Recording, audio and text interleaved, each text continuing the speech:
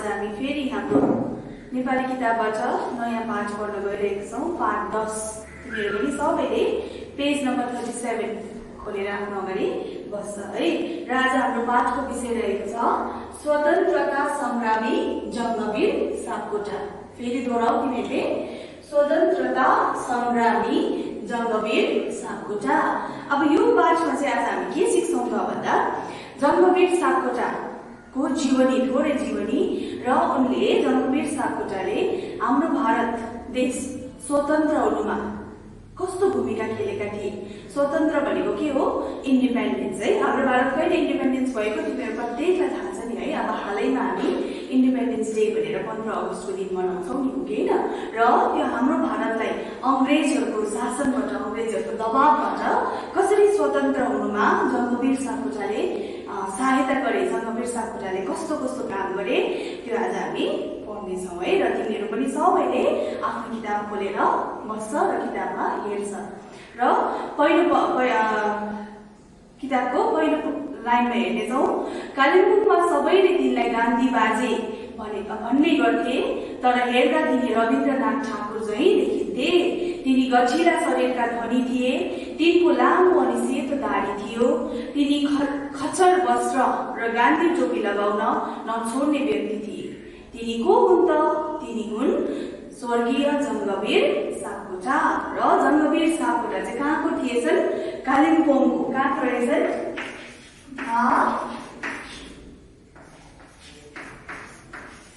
कालिम्पोङको। कालिम्पोङ तिमीहरूले सबैले सुनेको चिनेको ठाउँ हो नि, हो कि हैन? कतिजना तिमीहरू गएको पनि छौ। र जङ्गवीर सापकोटा हाम्रो छिमेकी ठाउँ भनेर पनि भन्न सक्छौ नि कालिम्पोङलाई, हो कि हैन? र जङ्गवीर सापकोटा त्यहीका बासिन्दा थिए। ओके, अनि उनलाई सबैले, कालिम्पोङको सबै बासिन्दाहरूले उनलाई गान्धी बाजे भनेर चिन्ने गर्थे। गान्धी बाजे, गान्धीजी जस्तै उसको काम भएकोले उनलाई गान्धी बाजे भनेर चिनिन्थे रे। तर उनी हेर्दा चाहिँ गान्धीजी जस्तै नभएर रविन्द्रनाथ ठाकुर जस्तै सेतो दाढी भएको है, लामो लामो सेतो दाढी भएको, अनि ठुलो शरीर, गठिला भनेको हट्टा कट्टा, गठिला भनेको के रे? हट्टा कट्टा, गठिला भनेको हट्टा कट्टा, स्ट्रङ बडी भएको, ठुलो दाढ भएको, दाढी सेतो पालेको मान्छे थिए है। र उनलाई खच्चर वस्त्र र गान्धी टोपी लगाउन नछोड्ने उनले जहिले पनि खच्चर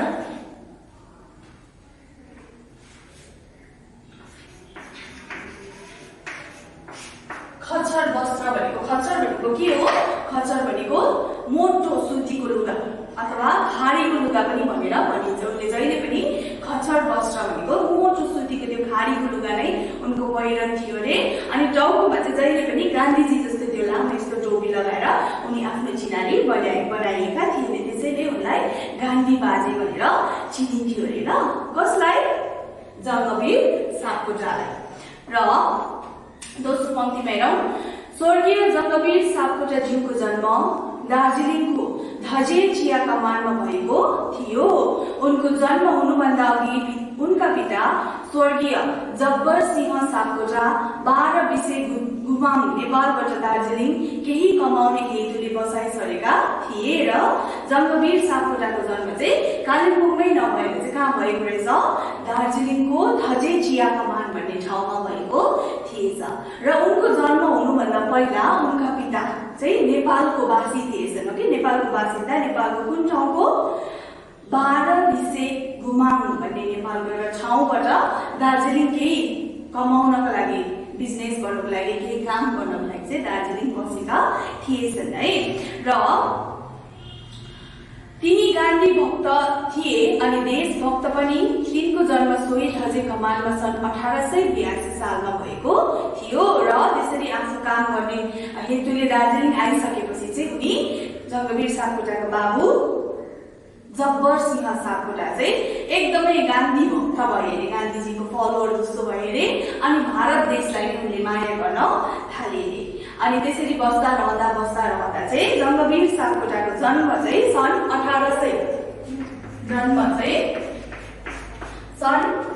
1882 सालमा 1882 मा चाहिँ उनको जन्म भयो रे। कसको जन्म? जङ्गवीर सापकोटाको जन्म भयो रे। कहाँनिर? दार्जिलिङमा। दार्जिलिङको धजे चिया कमान भन्ने ठाउँमा जन्म भयो। पछि त्यसै कमानको प्राथमिक पाठशालाबाट तिनले शिक्षा प्राप्त गरेका थिए। तिनी गाउँमा घाँस दाउरा गर्दै आफ्नो जीवनयापन गर्थे। त्यस्ता कमानमा अंग्रेज सरकारको शासन थियो अनि अंग्रेजहरू गाउँका जनतामाथि अत्याचार गर्थे र उनी त्यही दार्जिलिङको चिया कमानमा जन्मिसकेपछि चाहिँ त्यही ठाउँको प्राथमिक पाठशाला भनेको त्यही ठाउँको प्राइमेरी स्कुलबाट उनले शिक्षा पनि प्राप्त गरे। कसले? जङ्गवीर सापकोटाले त्यो प्राइमेरी स्कुलबाट उसले आफ्नो शिक्षा प्राप्त गरे र ती चिया कमानमा घाँस दाउरा गरेर उसले आफ्नो जीविका चलाउँदै थिए र त्यति बेला चाहिँ उसले त्यो चिया कमानमा चाहिँ अंग्रेजीहरूले इङ्ग्लिस पिपलले एकदमै नराम्रो व्यवहार गरेको हामी भारतीयमाथि है दार्जिलिङमाथि अनि भारत देशमाथि चाहिँ एकदमै नराम्रो व्यवहार गरेको चाहिँ उसले त्यहीँनिर रहँदा नै देखिए। कसले देखे? जङ्गवीर सापकोटाले। के देखे? अंग्रेजहरूले नेपालीहरूमाथि दार्जिलिङमाथि भारतीयमाथि दुर्व्यवहार गरेको देखे। कसले देखे? जङ्गवीर सापकोटाले है। र यस्तो शासनप्रति तिनको मनमा घृणा उत्पन्न भयो अनि अंग्रेजी शासनको अन्त गर्ने भाव तिनको मनमा उब्जियो र अंग्रेजहरूले नेपालीहरूलाई अथवा भारतवासीहरूलाई दबाएको है दबावमा राखेको दुर्व्यवहार गरेको देख्दाखेरि चाहिँ उसलाई मनमा एकदमै अंग्रेजप्रति चाहिँ घृणा मन नपराउने है उसलाई एउटा घृणाको भावना उत्पन्न हुन थाल्यो। कसलाई? जङ्गवीर सापकोटालाई है। र कमान बस्तीमा मात्र नभएर सारा भारतमा नै अंग्रेजी शासनहरूको बोलबोला थियो। त्यसैले उनीहरूको अत्याचार विरोध सारा देशमा हुँदै थियो र दार्जिलिङको धजे चिया कमानमा मात्र अंग्रेजहरूले दबाव अथवा दुर्व्यवहार नगरेर त्यस समयमा सारा भारतभरि नै हाम्रो भारतको सारा ठाउँमा नै अंग्रेजहरूले दुर्व्यवहार गर्ने दबावमा राख्ने भारतीयहरूमाथि नराम्रो व्यवहारहरू गर्ने त्यति बेला चलिरहेको थियो अरे। अनि त्यहाँ हाम्रो भारत देशका सबै मानिसहरू नै प्रायः जसो सबै मानिसहरूलाई नै मिलेर चाहिँ अब चाहिँ यो नीति यो अंग्रेजी शासनहरू हटाउनु पर्छ भनेर एक प्रकारको जमर्को उठाइरहेका थिए त्यस समयमा है। र जङ्गवीर सापकोटाले अंग्रेजीको शासनको विरुद्ध स्वर्गीय दलबहादुर गिरीसित मिलेर आन्दोलन सुरु गरे। त्यसबेला तिनी गान्धीजीले गठन गरेको कांग्रेस दलमा सामेल भएका थिए। संग्रामी मित्र दलबहादुर गिरीकै माध्यमबाट गान्धीजीसँग तिनको परिचय भएको थियो। अब जङ्गवीर सापकोटालाई त्यो कुव्यवहार अंग्रेजहरूले ब्रिटिसहरूले हामी इन्डियनहरूमाथि गरेको देख्दाखेरि उसलाई एकदमै मनमा है उसलाई एकदमै चित्त नबुझेर चाहिँ उसले के गरे अरे। अब उनले स्वर्गीय भनेको चाहिँ स्वर्गीय चाहिँ मान्छेको नामको अगाडि किन लगाइन्छ भन्दा जो चाहिँ अहिले हामीसँग छैनन् मरेर गइसकेका छन् उनीहरूलाई चाहिँ स्वर्गीय भनेर अगाडि उनीहरूको नामको अगाडि स्वर्गीय लगाइन्छ यो के। सो त्यति बेला उनले स्वर्गीय दलबहादुर गिरीसित मिलेर अब आन्दोलन सुरु गरे। कस्तो आन्दोलन भन्दाखेरि अब यो अंग्रेजहरूलाई चाहिँ हाम्रो देशबाट हाम्रो भारतबाट चाहिँ हटाउनु पर्छ भन्ने आन्दोलन सुरु गरे रे। र त्यसरी नै उनी गान्धीजी त्यति बेला महात्मा गान्धीले सुरु गरेको कांग्रेसको सदस्यको पनि कांग्रेसको एकजना सदस्य बने रे। र संग्रामी मित्र दलबहादुर गिरीकै माध्यमबाट गान्धीजीसँग तिनको परिचय भएको थियो र उनी जब कांग्रेस दलको सदस्य बने अनि उसको साथी दलबहादुर गिरीसँग भेट भइसकेपछि उनले महात्मा गान्धीसँग पनि भेट्ने मौका पाएका थिए। कसले? जङ्गवीर सापकोटाले है। र कांग्रेस दलका सदस्य भएपछि दलको निम्ति काम गर्न कालिम्पोङमा दलको आम सभा हुने तय भएपछि जङ्गबीर सापकोटा आफै ढोल पिटेर शहरका गाउँ-गाउँमा मानिसहरूलाई सभाको सूचना दिँदै हिँड्थे। सन् 1940 मा कालिम्पोङबाट रमगढको सभामा भाग लिन जाँदा तिनको भेट जवाहरलाल नेहरू, सुभाष चन्द्र बोस, महात्मा गान्धी जस्ता राष्ट्रिय स्वतन्त्रता संग्रामी नेताहरूसँग भएको थियो र अब उनी दलको सदस्य, कांग्रेस दलको सदस्य भइसकेपछि चाहिँ उनले कालिम्पोङको जति पनि गाउँहरू छन्, गाउँमा गएर अब चाहिँ हामी आन्दोलन गर्नुपर्छ, अब चाहिँ हाम्रो देशबाट यो अंग्रेजहरूलाई हटाउनुपर्छ भनेर एकदमै एक्टिभ मेम्बर भएर चाहिँ उनले गाउँमा सूचना दिन थाले। अब चाहिँ हामी चाहिँ हाम्रो देश चाहिँ अंग्रेजहरूको शासनबाट हटाउनुपर्छ, हाम्रो देशलाई स्वतन्त्र पार्नुपर्छ भनेर उनले जमर्को गर्न थाले र त्यही आन्दोलनको समर्थन भएर रमगढको सभामा 1940 को रमगढको सभामा जाँदाखेरि उसले हाम्रो देशको विभूतिहरू, स्वतन्त्र संग्रामीहरू जवाहरलाल नेहरू, सुभाष चन्द्र बोस, महात्मा गान्धीसँग पनि त्यहीँ गएर उनको परिचय भयो। स्वतन्त्रता आन्दोलनलाई टेवा दिन गान्धीजीद्वारा थालिएको सन् 1942 सालको भारत छोडो आन्दोलनमा सापकोटाज्यूले दिलो ज्यान साथ भाग लिए र भारत स्वतन्त्र हुनुभन्दा अगाडि गान्धीजीले जुन चाहिँ भारत छोडो आन्दोलन भनेर जुन चाहिँ आन्दोलन सुरु गरेका थिए, गान्धीजीद्वारा सुरु गरेको भारत छोडो आन्दोलनमा जङ्गबीर सापकोटाज्यूले पनि ठूलो भूमिका खेलेका छन्। कसरी भन्दाखेरि उनी पनि एकदमै दिलो ज्यान दिएर है आफ्नो तन मन दिएर उनले त्यो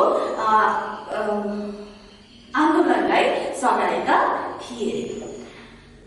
त्यसखेर तिनी खादी प्रतिष्ठान केन्द्रको कर्मठ सदस्य रहेका थिए, जसको कार्यालय वर्तमान मेन रोड स्थित कलश होटल अर्थात् जेठमल भोजराजको दबाई पसलको भवनमा थियो र त्यति बेला कांग्रेसको खादी प्रतिष्ठान केन्द्र उसको एउटा केन्द्र थियो। अनि त्यो चाहिँ अहिले तिमीहरू कालिम्पोङ गयो भने मेन रोडमा कलश होटल भन्ने देख्छौ है, र तिमीहरूले देखेको छैनौ भने पनि अब जाँदाखेरि याद गर्नु, मेन रोडमा हिँड्दाखेरि त्यहाँनिर कलश होटल छ, त्यसको अपोजिटपट्टि जेठमल भोजराजको दबाई पसलको भवनमै त्यति बेला चाहिँ उनीहरूको खादी प्रतिष्ठान केन्द्र भएको उनीहरूको अफिस चाहिँ त्यहाँ रहेको थियो अरे है।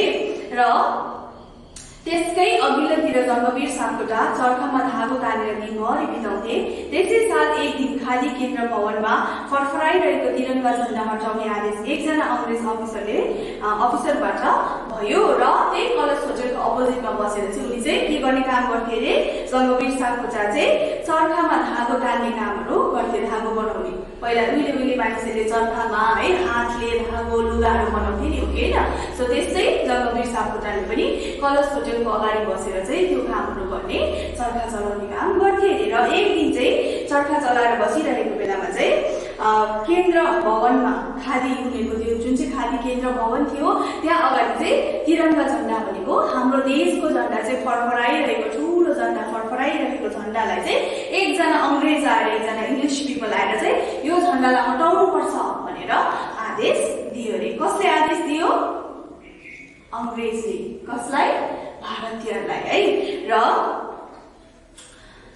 अब तिनले अंग्रेज अफिसरलाई कर्केर भने, खबरदार यो झण्डा कसैले भुइँमा झार्ला, बरु मेरो यो छातीमा गोली चलाऊ, तर म यो झण्डा भुइँमा झार्न दिने छैन भनेर के भनेछन् जङ्गबीर सापकोटाले। त्यो आदेश, अंग्रेजको आदेश आइसकेपछि चाहिँ उसले गएर के भने अरे, कर्केर एकदमै आफ्नो स्वरलाई कडा बनाएर है, आफ्नो ठुलो स्वरमा चाहिँ खबरदार यो झण्डालाई कसैले भुइँमा झार्ला, बरु मेरो यो छातीमा मलाई गोली चलाऊ, तर म यो झण्डा चाहिँ भुइँमा झार्न दिने छुइनँ भनेर चाहिँ कसले भने?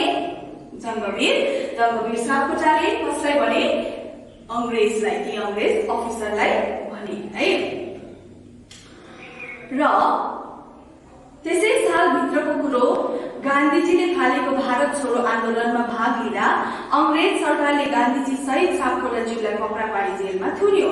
जेलमा तिनले पाउन सम्म दुःख पाए।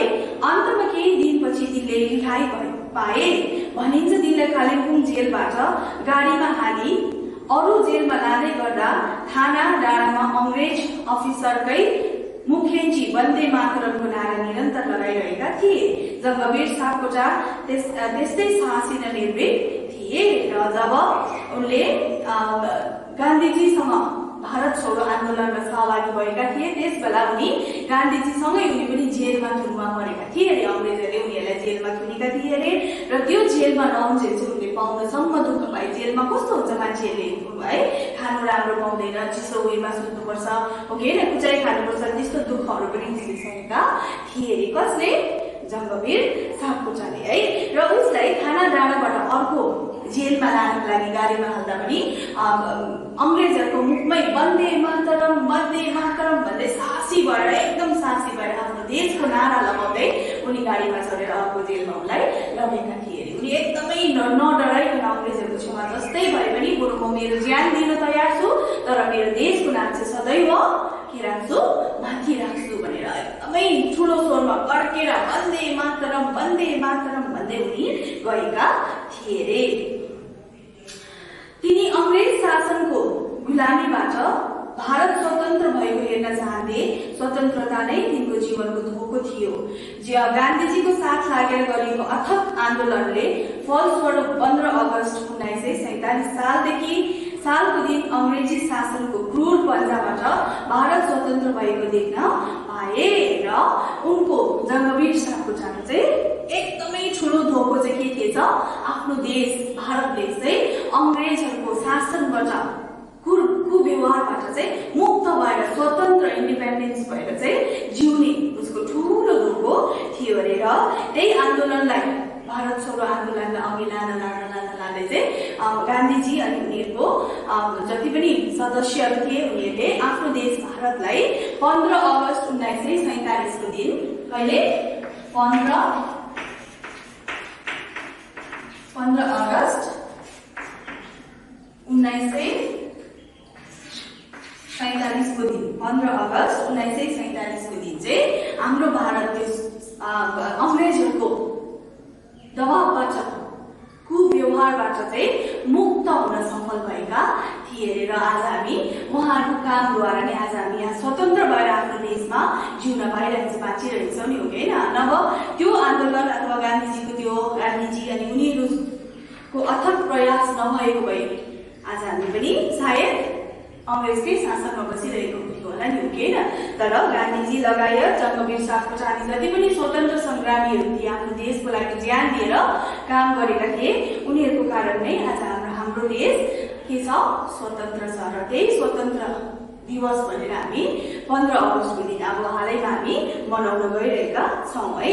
र त्यस पश्चात सापकोटाज्यू आफ्नै घर बम बस्तीमा गृहस्थी जीवन बिताउँदै 18 जनवरी 1964 को दिन 82 सालको उमेरमा तिनको मृत्यु भयो। र स्वतन्त्र संग्रामी जङ्गवीर सापकोटाले आफ्नो देश स्वतन्त्र भएपछि उनी ढुक्क भए, हो कि होइन? र ढुक्क भइसकेपछि चाहिँ उनी बम बस्तीमा कालिम्पोङको तल गाउँ छ है, बम बस्ती भन्ने गाउँ छ, त्यहाँनिर नै उनी आफ्नो गृहस्थी घरकै कामहरू गर्दै बस्दा रहँदा उनको मृत्यु 18 जनवरी 1964 मा उनले 82 इयर्स पुग्दाखेरि 82 वर्षको हुँदाखेरि उनले आफ्नो ज्यान गुमाए।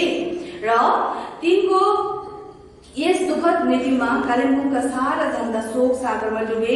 यस्ता देशभक्त स्वतन्त्र संग्रामी जङ्गवीर सापकोटाको निस्वार्थ देश सेवाको भावनाले गर्दा भारतको स्वतन्त्रता संग्रामको इतिहासमा तिनको नाम सदा अमर रहने छ। र जब उनको मृत्यु 18 जनवरी 1964 को दिन भयो, त्यस दिन कालिम्पोङका सारा जनताहरू नै शोकमा डुबे, एकदमै स्याड भए। किन भन्दाखेरि चाहिँ किनभने उनले हाम्रो देशलाई, हाम्रो भारत देशलाई स्वतन्त्र पार्नमा कति ठुलो भूमिका खेलेका थिए नि, हो कि होइन? जसरी गान्धीजी, सुभाष चन्द्र बोस, जवाहरलाल नेहरूले जस्तो भूमिका खेले उनको पनि त्यस्तै महत्व हाम्रो देश स्वतन्त्र पार्नमा थियो नि, हो कि होइन? सो त्यसै कारण चाहिँ आजसम्म पनि उनलाई स्वतन्त्र संग्रामी जङ्गवीर सापकोटालाई चाहिँ हामी देशको एकदमै विभूति स्वतन्त्रता संग्रामी भनेर अझै पनि हामी उहाँलाई चिन्न सक्छौँ। किन चिन्न सक्छौँ भन्दा उनको महान कार्यले गर्दाखेरि, उनको महान कार्य, जुन चाहिँ कार्यले चाहिँ आज हाम्रो देश स्वतन्त्र भएर हामी एकदमै इन्डिपेन्डेन्स भएर हामी यहाँ बस्न पाइरहेका छौँ नि, होइन? सो उनीहरूकै स्वतन्त्र संग्रामीहरूकै महान कार्यले गर्दा नै हामी आज स्वतन्त्र छौँ र हामीले सदैव उनीहरूलाई आफ्नो देशको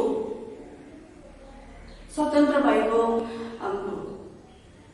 दिनलाई मनाउँदै 15 अगस्तको दिन उनीहरूलाई नै सम्झना गर्ने गर्छौँ है। र आज हाम्रो बातचीत यही अन्त हुन्छ। जति पनि अभ्यासहरू हामीले गर्नुपर्नेछ त्यो सबै हाम्रो व्हाट्सएप ग्रुपद्वारा गर्नेछौँ। Thank you.